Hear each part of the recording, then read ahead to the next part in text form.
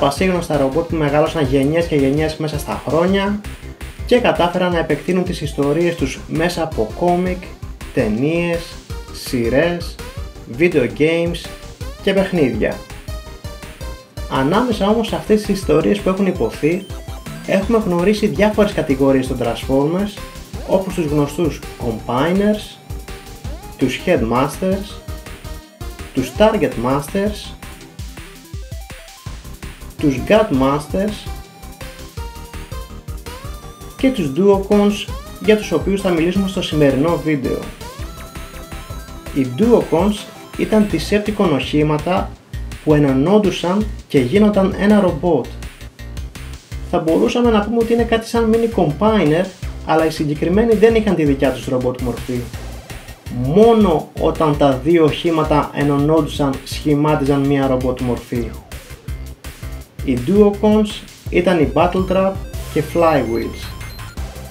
Εμφανίστηκαν πρώτη φορά στο 29ο επεισόδιο της ιαπωνικής σειράς Headmasters που κυκλοφόρησε το 1987. Τους γνωρίσαμε και μέσα από τα κόμικ της Marvel, Dreamwave και IDW, αλλά οι περισσότεροι τους θυμούνται περισσότερο από την ιαπωνική σειρά Headmasters.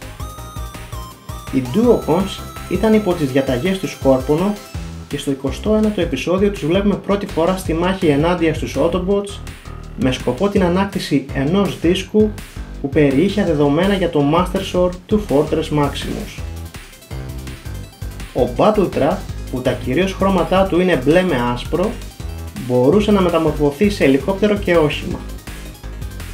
Η Hasbro μάλιστα τους είχε δώσει ξεχωριστή ρομπότ μορφή για το κάθε όχημα στην παιχνιδοσυρά Power of the Primes το 2018, με το ελικόπτερο να έχει το όνομα Battle Slash και το όχημα να έχει το όνομα Road Trap.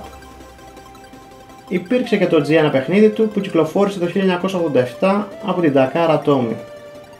Ο Flywheels, που τα κυρίως χρώματά του είναι σκούρο κόκκινο με καφέ, μπορούσε να μεταμορφωθεί σε μαχητικό αεροπλάνο και τάγκ. Η Hasbro κυκλοφόρησε την πιο πρόσφατη φιγούρα του το 2018 με την παιχνιδοσυρά War for Cybertron Siege, αλλά άλλαξε το όνομα του χαρακτήρα σε Skytread, πιθανό λόγω πνευματικών δικαιωμάτων.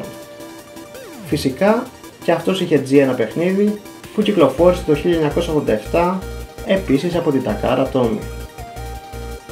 Κάποιοι θεωρούν πως οι Skylings και Overlord είναι επίσης Duocons, αλλά αυτό είναι μια άλλη ιστορία. Εσάς πώς σας φαίνεται η τεχνολογία των Duocons?